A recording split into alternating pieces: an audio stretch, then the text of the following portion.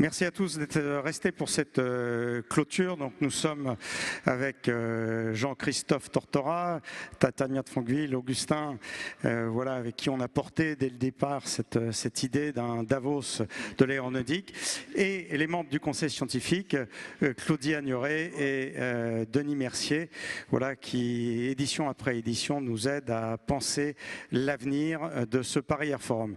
Alors, Jean-Christophe, tu voulais... Écoute, merci en tous les cas, Max, de jouer parfaitement ton rôle depuis maintenant quelques années, déjà 11 ans. J'ai dit, je ne sais pas si tu auras droit à démarrer un troisième quinquennat, mais bon, on va tout faire pour être là tous ensemble en 2025. Bien sûr, remercier tous nos intervenants, nos speakers, nos partenaires, toutes les équipes du groupe ADP, bien sûr les équipes de la tribune.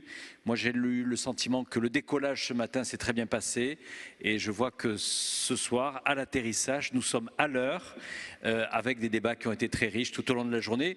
Vous dire simplement, vous donner rendez-vous à partir de ce soir sur latribune.fr, où vous retrouverez tous les meilleurs moments, parce que vous le savez, il y avait plusieurs salles en simultané. Donc si vous avez raté un certain nombre de contenus, vous les retrouverez bien sûr sur latribune.fr.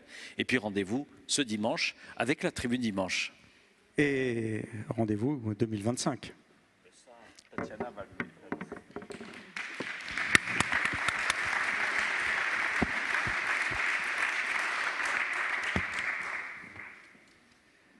Alors, Tatiana ? Oui, alors effectivement, merci Jean-Christophe. Tu as salué toutes les équipes qui ont pu participer à cet événement. Effectivement, moi je voulais remercier toutes les équipes de la Tribune et du groupe ADP qui se sont mobilisées à nos côtés. C'est un événement avec toutes les filières. C'était aussi votre souhait, Augustin, quand vous avez imaginé et initié cet événement avec nous. C'était le premier événement qui rassemblait toutes les filières, et cet événement, nous ne pourrions pas le faire si tu avais tous les partenaires qui nous soutiennent et toutes les personnes et notamment celles du conseil scientifique qui se joignent à nous. Alors, moi, je me permets, avant que Claudie et Denis puissent dire quelques mots, parce qu'ils ont longtemps contribué aux côtés d'Augustin à la création de cet événement. Cet événement, c'est donc un homme avec d'autres hommes qui l'ont imaginé, et on ne pouvait pas terminer cette édition sans vous remettre une une très spéciale, puisque c'est une journée très spéciale aujourd'hui, une une spéciale pour Augustin de Ramonet, l'homme qui a su rassembler la filière aérospatiale. Donc on lui a fait une une spéciale de la Tribune.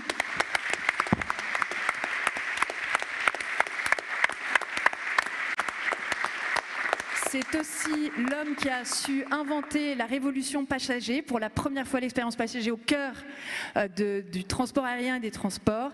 Et enfin, les secrets du PAF révélés, puisque 10 personnalités membres du conseil scientifique se mettent à table. C'était un peu la manière dont on imaginait ce Paris Air Forum chaque année. Félicitations et un grand merci, Augustin.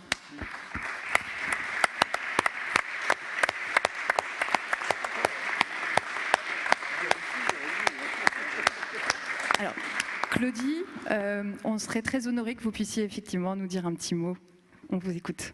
Merci à tous et bonsoir. La journée a été exceptionnelle grâce à vous tous, bien évidemment, à la Tribune, Max, bien évidemment, et Augustin. Et donc j'ai le plaisir de dire quelques mots à Augustin de la part du conseil scientifique. Ça fait quand même quelques années qu'on a le plaisir de partager la préparation de ce forum. J'ai mis quelques adjectifs, c'est pour ça que j'ai besoin de regarder mon petit papier. Déjà, je voulais dire qu'on est tous étonnés et admiratifs de la vision en 3 dimensions d'Augustin. Alors je dis ça pas parce que la 3e dimension, je la connais d'une façon un petit peu particulière, mais 3 dimensions parce que cette vision globale en largeur, depuis l'amont, l'aval, on l'a bien vu là dans tout ce qu'on nous a présenté aujourd'hui. La vision en profondeur, parce qu'il y a toujours des racines profondes.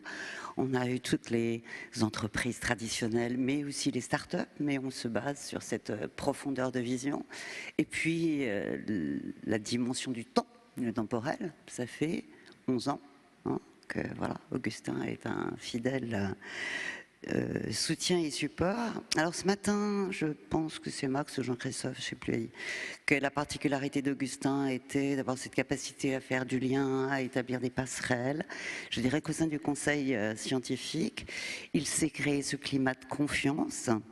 Alors après, c'est là où je voulais dire que le conseil peut vous dire qu'Augustin est très intelligent, particulièrement pertinent, toujours à l'écoute, sincèrement respectueux, mais et élégamment assertif.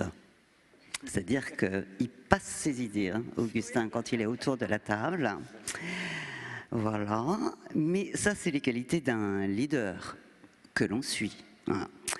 Et je crois qu'il a cette particularité, il a réussi à nous convaincre que les idées qui ont permis la construction de ce programme que vous avez apprécié aujourd'hui, il a réussi à nous convaincre que c'était les nôtres. C'est formidable, ça. Quand on est au sein d'un conseil scientifique, on a toujours envie d'être pertinent nous-mêmes dans notre rapport. Alors merci, Augustin.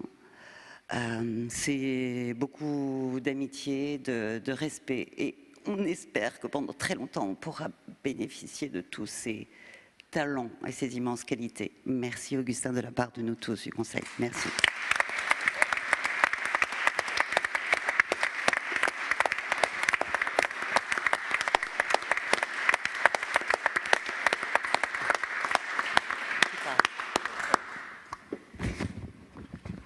Bon, merci à tous. Alors, je vais être très court parce que vous avez eu le courage de rester jusqu'à maintenant. Donc, en réalité, merci Claudie, Jean-Christophe, Tatiana, et puis Denis et Max, parce qu'en fait, je pourrais m'économiser la conclusion. Quel était notre but de guerre quand on a créé le Paris Air Forum? C'était de créer une communauté. J'avais observé que les aéroports étaient complexés vis-à-vis des compagnies aériennes. Quand je suis arrivé, on disait ADP, arriver, dormir, partir. Donc nous, on était un peu les servantes, les serviteurs, et puis les compagnies aériennes, c'était les chics. On ne parlait pas beaucoup aux militaires. On n'avait pas l'idée que l'espace pouvait être une dimension très importante pour nous. On n'avait pas de cellule d'innovation. Enfin, on était relativement refermés et complexés. Et donc je me suis dit, finalement, c'est pas drôle de travailler dans une entreprise où on est renfermé et complexé. Il faut ouvrir les fenêtres, travailler en collectif. Et grâce à vous, on a pu travailler en collectif. Et ce Paris Air Forum a été un événement très important pour le groupe ADP parce que ça a permis à nos équipes de voir qu'en fait, ils faisaient un très beau métier. Il n'y a pas de saut métier et le métier de gestionnaire d'aéroport est en réalité un métier très très complexe. Il faut être bon dans les infras, dans l'immobilier, dans le commerce, dans la sécurité, dans la sûreté et dans l'hospitalité et dans le service aux clients. Donc merci à tous pour avoir collaboré à cela. Évidemment, je veux saluer tout particulièrement la tribune parce que quand la tribune s'est lancée dans l'exercice, la tribune avait un domaine d'excellence qui était le journalisme aéronautique et spatial, d'une part, et d'autre part des relations historiques avec le groupe ADP qui étaient à l'époque très très mauvaises. Je me demande même si le journaliste spécialisé, que je salue, Fabrice Glisinski, n'avait pas quasiment porte fermée à ADP. Bon. Donc la tribune est dans une situation un peu morose à l'époque. La relation entre nous était en théorie très moyenne.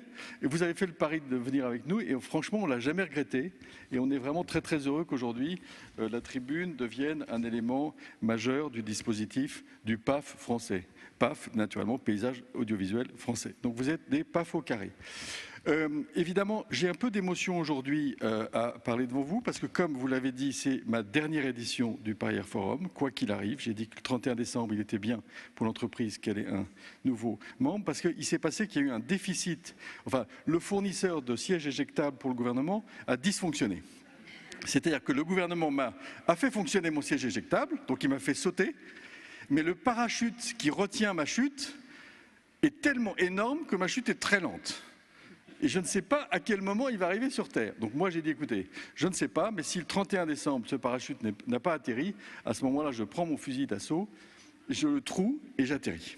Donc évidemment, je suis très heureux de pouvoir m'adresser à vous grâce à la petite séquence que vous nous avez réservée, parce que c'est bien la dernière fois et l'an prochain je viendrai en spectateur si vous m'invitez. Enfin, dernier point, je voulais dire que ces PAF sont très utiles parce qu'on voit bien l'évolution. Quand on l'a créé en 2014, Songez qu'on a retrouvé dans les archives, on se demandait si on n'allait pas créer un A380 plus gros, avec 100 places en plus.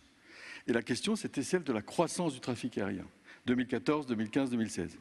Ensuite, on a eu les barrières forums du Covid, où la prise de conscience de la transition écologique a été réalisée. Songez que, je le disais ce matin en introduction, en 2019, les SAF, personne ne savait ce que c'était. Et puis aujourd'hui, eh bien, on a cette idée que le transport aérien va pouvoir contribuer à l'innovation technologique et va pouvoir irriguer à la fois le civil, le militaire, avec des fertilisations croisées.